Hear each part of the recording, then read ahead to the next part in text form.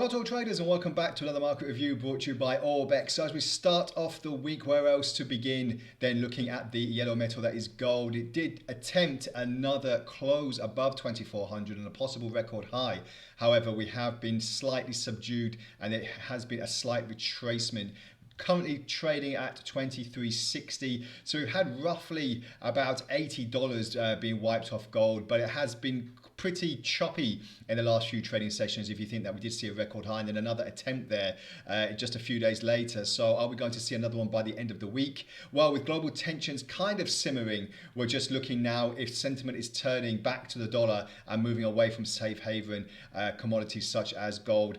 We have seen a possible pullback and we might see potentially a move back down to 2300 very shortly, but we'll just look into charts now on the daily. First of all, as you can see here, the RSI very overbought, and we're just looking likely that we're seeing opening up a bearish divergence now on the RSI. So if we just point that out and have a look at where price action is going to be going for the next 24 hours at least, as you can see here on the daily chart, really starting to see that this is quite a big false break now when we did touch this record high above 24.30, but since then trading just below $100 now.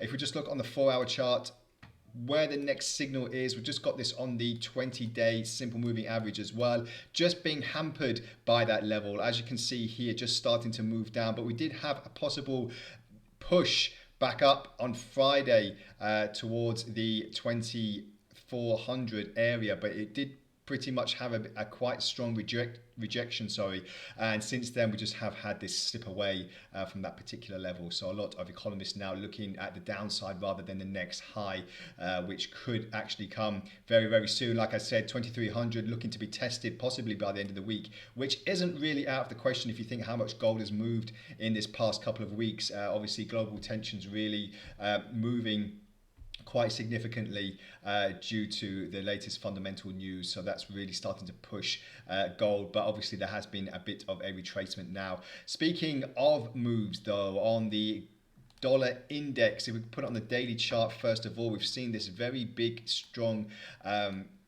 move from the greenback, and you know, if we look from just a couple of weeks ago when it was trading and being pressured around the 102 area, now we're trading above 106, and that's actually for the first time in a while. If we go back all the way to November, the back end of last year, this is when we started hitting these particular heights here after this strong charge, but the Fed is pretty much moving the dollar index. Obviously we're not looking at any rate cuts at the moment from the Fed, but the signal is that we will get one this year, especially if we look at NFP numbers, which are coming in a couple of weeks as well. This could be a big catalyst for this movement. And if you look on the 4-hour chart, just briefly, don't want it to take up too much of your time, but as you can see here, nice swing high here, slight pullback for, you could say, a second wave of an impulse. Now we're moving higher. We could be in a 5-wave impulse if we're looking at Elliott waves, if you do actually follow them. But as you can see here, we'll just wait and see how big